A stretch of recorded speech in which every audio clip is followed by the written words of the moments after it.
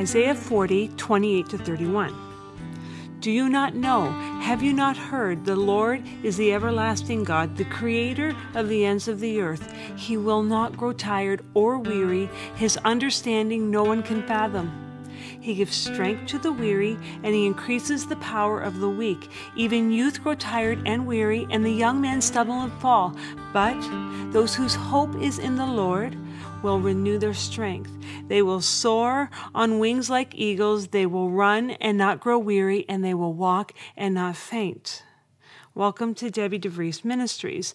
Now, at the time that Isaiah was writing this, the Israelites were completely worn out. Hardship was upon them. And the intent of chapter 40, Isaiah chapter 40, was to encourage them. He had prophesied actually that captivity and exile were going to happen, and it did happen. And I'm actually not going to spend a lot of time talking about why they were in exile or what it looked like. But what I will say is that it was horrible, it was cruel, and inhumane. And the Israelites' perspective was darkened by the despairing thought, my way is hidden from the Lord. Verse 27, it says this, my way is hidden from the Lord, and my cause is disregarded by God. They thought that God couldn't help them, or that he simply didn't care to help them. The Israelites, are exhausted and burdened from the circumstances of life. They are not just weak physically, but they are weak in spirit as well. They're just torn down. And they are asking, how can we endure the hard circumstances of life any longer? Can you relate? Can you relate to this? Now Isaiah responds to them by reminding the people that God is the everlasting God. He is the creator of the ends of the earth, and he does not grow faint and weary. He reminds them that God's word endures forever, that he comes in power and he rules with a mighty arm. He tends the flock like a shepherd, and he carries those close to his heart. He measured the waters in the hollow of his hands, and he put the water into its place. He created the heavens. He created the earth. He placed the mountains and hills in perfect balance. Who can fathom God? Isaiah asks.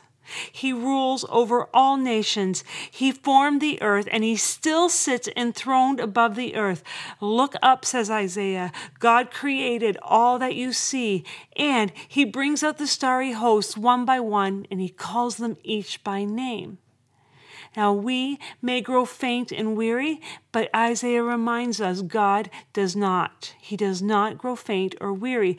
God is the endless source of strength, and he promises to give it generously. Now, it's not about showing God how strong we are in times like this and asking him just to give us a little bit more strength. No, here, the Israelites, us, we are to admit that we just don't have the strength we need, and that's okay. It's about being honest with God. Now, God knew that Jerusalem needed words of comfort because what was happening to them, the capture and exile, was horrible. It was self-inflicted, but it was horrible. And God's words of comfort to the people are not hollow words. They're not. And the question becomes, will the Israelites believe God's promises? Those whose hope is in the Lord will renew their strength no matter where they are or what's happening. If they hope in the Lord, they will soar on wings like eagles. They will run and not grow weary. They will walk and not faint. Now, the question for you and I is the same. Will we take God at his word? And wherever it is we find ourselves, whatever the storm may be, will we believe his promise? Now, verse 28, Isaiah calls on the people, the Israelites, in the storm that they find themselves in, and it's horrible. He calls on them to open their eyes and their ears to what they already knew to be true about God, all that he had revealed to them in years past. He's eternal. He is not bound to the present as we are. He is Yahweh. He is the great I am. He is the covenant-keeping God. He is the creator of all things, and he is not restricted to only one local time. He does not grow weary or tired because he is all-powerful. He is unfathomable because he is all-knowing. And that is why we can't understand a whole lot of times why he allows things to happen as they do. He is not limited by time, space, power, and understanding like we are. God is eternal, creator, untiring, and we need never doubt his capacity. Isaiah is reminding the people, and he's reminding us. He also possesses, unmeasurable wisdom. And we must never, ever expect to fully understand his ways. However, in verse 29, it says, he, God, gives strength to the weary, and he increases the power of the weak. God does not just possess all these qualities. No, he shares his strength to those who need it as well. If you will, he is all energy, and he has energy to spare and share. Whenever we buckle under life's pressures or lack innate strength, he provides durable, stable power. Can you think about a time in your life when you cried out to God because life simply was unbearable? Can you think of a time?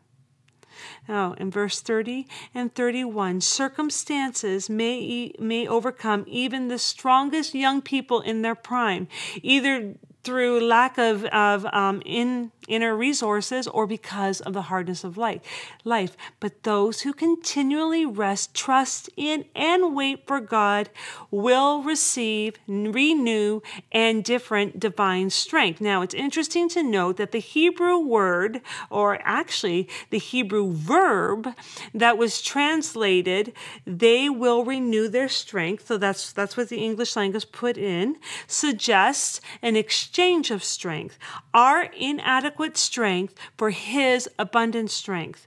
The expression, those who wait for the Lord, implies two things. It implies complete dependence of God, or on God, and a willingness to allow him to decide the terms. Those who wait on the Lord will be able to overcome natural drawbacks, endure with energy to spare, and keep on living without being excessively tired. God says what he means, and he means what he says, and he does not change.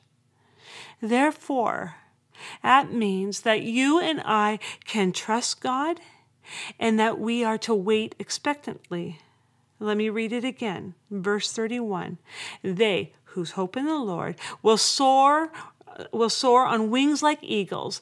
Now this is the measure of strength that the Lord gives us. Strength to soar above everything else. They will run and not grow weary. They shall walk and not faint. And this is the purpose of the strength that God gives us. He gives us strength to move forward, even when it seems impossible. If we're worn out, God is promising here to give us strength if we wait on him. If we wait on him. Are you in a storm, my friend? Are you exhausted? And more importantly, are you willing to wait on him? Are you willing to put your hope in him?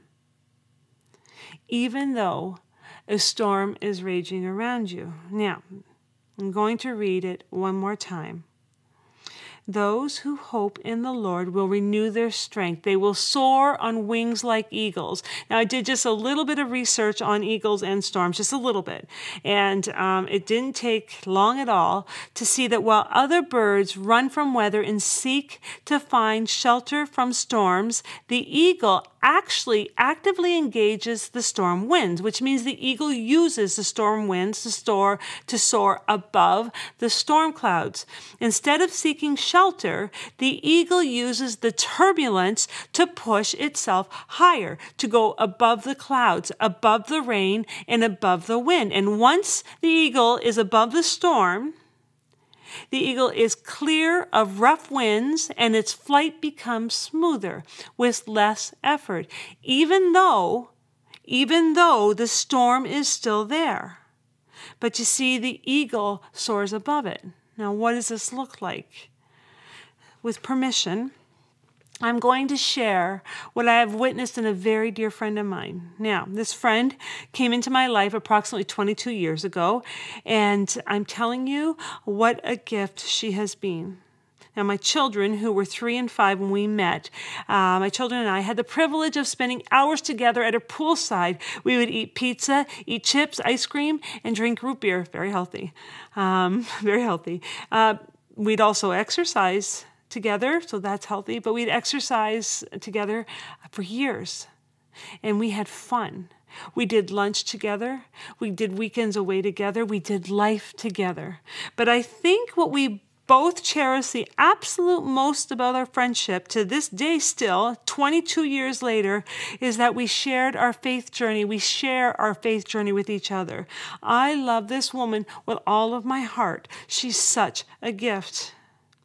And then my phone rang on June 29th, 2015, and I picked it up to find that my dear friend's son took his own life. Oh, the pain. My heart wrenches for her to this day to have your child take his own life. But here's the thing. I mentioned that we shared our faith walk with each other. We would talk about God. We would share what He's doing in our lives, what we were learning, and how living life with Him just seemed to make sense for both of us. But then the rubber hit the road.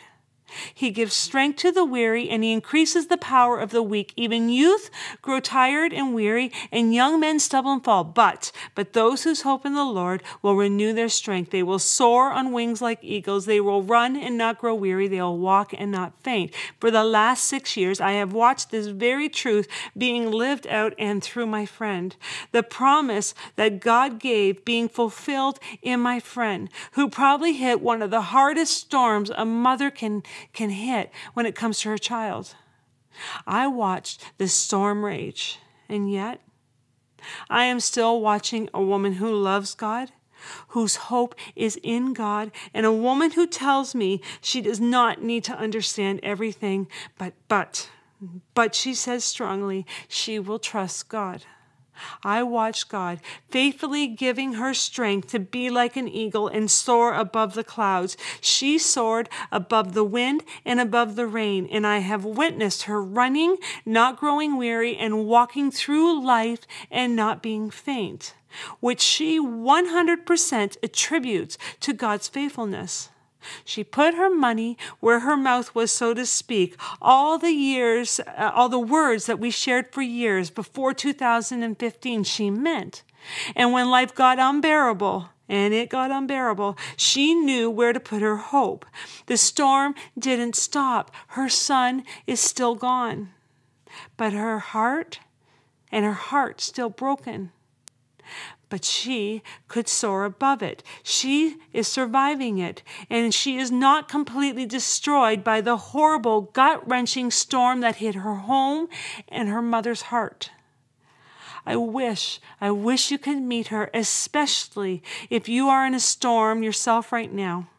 She would look you square in the eye, and she would point you to this promise, and she would say, as she points up, trust God, hope in God, one day He will make things right. But for now, know that He has it. And then she would tell you to start walking, and she'd probably actually be a little bossy about it. I hope you are listening, my friend, because you'd be bossy about it. But here's the thing, she can be, because she knows she has lived, she has witnessed God's faithfulness. And she tells me His time, His way, it's the only way. Thank you for your example, my friend. And Father, thank you for your faithfulness. So today, wherever this podcast finds you, I ask you to choose to put your hope in God and expect that He will renew your strength, even as the storms of life rage on, because He never promised that life would be easy, and storms will come and go. But as they come and go, wait expectantly for God to give you the strength to carry on, to run and walk through your days, surviving what comes your way. Why? Because He will renew your strength. He said He would. Hope in God, my friends. Hope in God. Amen.